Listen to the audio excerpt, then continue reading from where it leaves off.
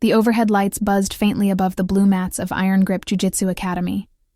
Students milled about, barefoot and animated, tying their belts, adjusting gis, laughing and tossing around bits of jiu-jitsu jargon like berimbolo and omoplata. The mood was confident, even cocky. This was their home turf. Maria stepped in quietly, holding a fresh GI bag in one hand and slipping off her sandals with the other. She was small, maybe 5'3", with shoulder-length brown hair tied back in a neat ponytail. Her eyes were calm, observant. She carried herself with a humble, almost shy energy, like someone used to being overlooked. She moved to a corner and began dressing into her GI. It was brand new, stiff, still creased from the packaging. The stark white belt practically gleamed as she tied it with careful fingers. She bowed slightly toward the mat and walked over to the group. Some heads turned. A few whispered. New. White belt? She someone's mom? Poor lady's about to get ragdolled. Coach Darren, a barrel-chested man with a black belt and cauliflower ears, approached her. His eyes scanned her quickly, assessing, cataloging. You here? For the beginners class? Maria nodded. Yes. First time here. He gave her a polite smile that didn't quite reach his eyes. All right, just watch out and tap early. Some of the guys get competitive during rolls. He gestured toward the line forming for warm-ups. Maria nodded again and walked over, quietly stepping into line. The students around her exchanged looks, some amused, some indifferent, one or two curious. A tall purple belt leaned toward a blue belt beside him and muttered, Bet she's gone after 2 classes. Maria stood silently, breathing slowly, eyes on the mat ahead. She didn't react. She just waited for the class to begin. The class began with line drills, shrimping, bridging, break falls. Feet slapped the mats in rhythm. Maria moved with measured control, never the fastest, but strikingly efficient. Her movements didn't scream beginner. She never fumbled, never rushed. It was subtle, but not invisible. Coach Darren noticed. His brow furrowed slightly, though he said nothing. The students, on the other hand, noticed something else, entirely. Kyle, a lean, cocky purple belt with a buzz cut and too much swagger, jogged beside his friends during the warm-up laps. She's not even breaking a sweat, he muttered. Think she knows we're not doing yoga? A few chuckled. They switched to partner drills, scissor sweeps. Maria paired up with a younger blue belt named Jenna. As they practiced, Maria moved through the sweep with uncanny smoothness, like muscle memory long ingrained. Jenna struggled to maintain posture. You've done this before? Jenna asked, a little winded. Maria offered a small, pleasant smile. A while ago. Long break. Kyle overheard. A while ago, he interjected. Like what? A cardio? Kickboxing class? Jenna rolled her eyes, but Maria simply nodded. Something like that. As they rotated partners, Maria ended up paired with Kyle. He gave her a theatrical bow. Don't hurt me, Sensei, he said mockingly. Then, lowering his voice, he added, No offense, but this sport's a little intense for your age. Bracket. Maria's expression didn't change. I'll try to keep up. They began drilling guard passes. Kyle went easy on her, exaggeratedly so, his movements full of smug overcorrections and slow motion. Maria played along, saying, little, but each time it was her turn, her technique was efficient and clean, even when he deliberately gave her awkward resistance. Behind them, someone whispered, She's kind of smooth, though. Kyle snorted. Sure, she'll be great at belt. Tying. The buzzer sounded for the end of drills. Coach Darren clapped. Open mat next. Pick your partners. Maria returned to her corner to sip water. Around her, students began pairing up. Kyle grinned, stretching his neck dramatically. All right, he called out. locking eyes with her. "Let's roll. Gently, so I don't break you." The room laughed, not cruelly, but with that echo of group assumption.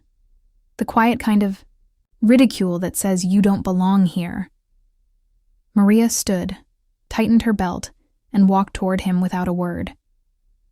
The buzz in the gym softened into anticipation as open mat began. Pairs formed across the mats, some students chatting, others locking horns. But all eyes shifted, subtly at first, toward the center where Kyle and Maria stood, facing each other.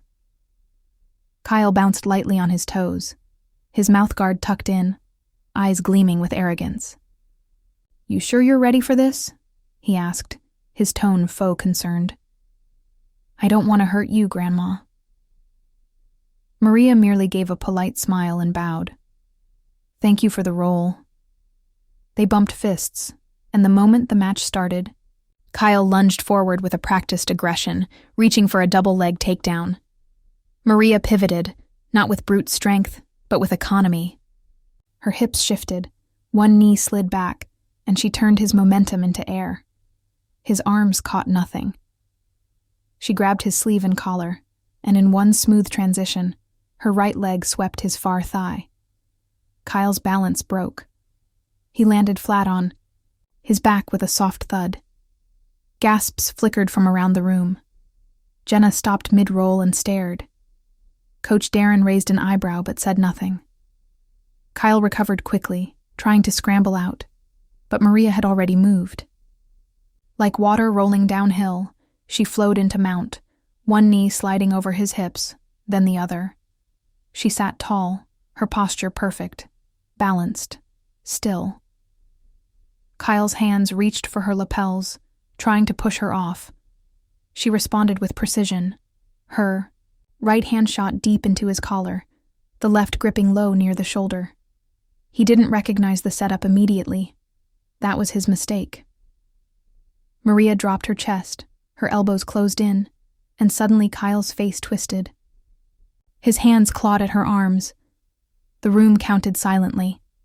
1. Kyle bucked wildly. Maria adjusted, weight low, grip locked. 2, 3, 4. His legs kicked. 5, 6. His right hand slapped the mat once, then again, faster. Tap. Tap, tap, tap. Coach Darren's stopwatch clicked. 14 seconds. A silence rolled across the room like a wave. Maria let go immediately, stood, and helped Kyle up. His face was flushed, not from exertion, but from embarrassment. He breathed hard. What the hell was that? Maria gave a small shrug. Just a choke. Around them, no one spoke for a moment. Then Coach Darren stepped forward. "Where did you say you trained before?" Maria smiled faintly. "I didn't, but it was a long time ago, with Marcelo, in New York." The name hit like a thunderclap. Marcelo Garcia, a legend, one of the greatest jiu-jitsu practitioners alive. Kyle's face shifted from red to pale. Someone in the back whispered, "No way." But Coach Darren saw the truth in her posture, her breath control, her ease on the mat. "No wonder," he said quietly. "You've been sandbagging." Maria glanced at her white belt, then at him. Life got in the way. I'm starting over. Kyle sat on the edge of the mat, hunched forward, wiping sweat from his brow with the sleeve of his gi. His breath was shallow, not from exertion, but from disbelief. Around him, the atmosphere in the gym had shifted. The usual banter and background. Noise had dulled. Eyes kept glancing toward Maria, standing calmly at the edge of the mat, adjusting her GI like nothing unusual had happened. Coach Darren looked down at the stopwatch in his hand again, still blinking at the display.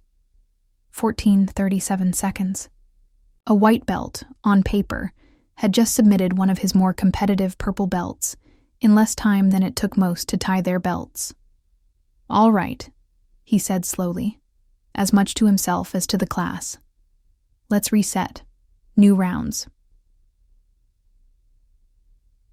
But no, one rushed to roll with Maria now. The mood was cautious, curious, even a little reverent. Kyle stood up, brushing off his pants. His usual cockiness was gone. He approached Maria again, not to challenge, but to understand. "That choke," he began, voice quieter, lacking its usual edge. "It was like it came out of nowhere. I didn't feel it until it was already in." Maria nodded softly. "That's the idea. If you feel it before it's locked, you have a chance to stop it." She paused. "You gave me a good grip. Left your lapel open and leaned in." Kyle blinked. "But I've defended that choke 100 times. "Most people muscle it," she said. "I let you move into it." There was no gloating in her voice, no triumph, just calm instruction. It made the sting worse for Kyle, and somehow also better. From the sidelines, Coach Darren stepped in. "You said Marcelo Garcia, right? You trained under him?" Maria nodded. "When I lived in New York, years ago, I was a brown belt before I stopped. Took a long break. Family, work, other stuff." She looked around the room. "I haven't rolled in nearly a decade." Darren folded his arms, measuring her anew. Why start over? Why not ask to be evaluated for promotion? She glanced at the white belt around her waist and gave a gentle shrug. "I wanted to remember what it felt like. Starting over forces you to listen more, to stay humble." Jenna, watching from the back, said quietly, "You didn't have to start over to be humble." Maria smiled faintly. "It's not for other people. It's for me." That landed hard in the quiet room. Some students looked down, as if suddenly aware of their own assumptions, their own ego. Kyle nodded once, a small gesture of respect, before walking off to reset his mind. Coach Darren exhaled and gave her a short, approving nod. "Well, welcome back." Maria bowed her head slightly. "Thanks. It's good to be back." The rest of Open Mat moved differently, not because Maria demanded it, but because the room had changed. The laughter was softer, the sparring more focused. Even the way students tied their belts seemed more thoughtful. Maria sat in the corner, sipping from a water bottle. Her breathing was steady. Her gaze drifted from roll to roll, not judging, just watching, like someone studying a familiar painting from a new angle. Coach Darren walked over and crouched beside her. "You know," he said, keeping his voice low, "I get guys who come in off the street, tell me they trained back in the day, try to impress me with YouTube moves." Maria chuckled softly. "I bet they don't end matches in 14 seconds. He grinned. "No, they usually gas out in 40. He paused. "You're welcome to wear a higher belt if you'd like. I can vouch for you." Maria shook her head. "I appreciate that, but I'd rather earn it again, one roll at a time." Darren nodded slowly. "Then I'll make sure nobody underestimates you next time." She looked over at Kyle, now rolling more carefully with a blue belt, posture tighter, movements cleaner. "They won't. Not anymore." As the class wrapped up, students lined up to bow out. Maria stood at the end of the row. As they bowed, several glanced her way, not out of novelty, but respect. Jenna smiled and gave her a fist bump. Even Kyle nodded silently as he passed. Out in the locker room, voices carried, "Dude, did you see that choke?" She didn't even strain, just floated into it.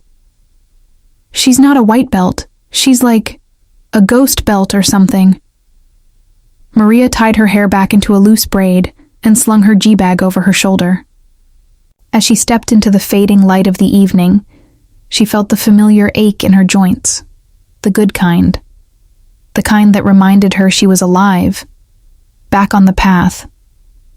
Not because she had something to prove, but because she had something to reclaim. She walked past the gym windows as the next class trickled in. Teenagers, hobbyists, competitors. A few looked out and saw her, their gazes lingering just a little longer. Not because she was flashy, not because she was loud, but because she had earned something in silence, and everyone knew it.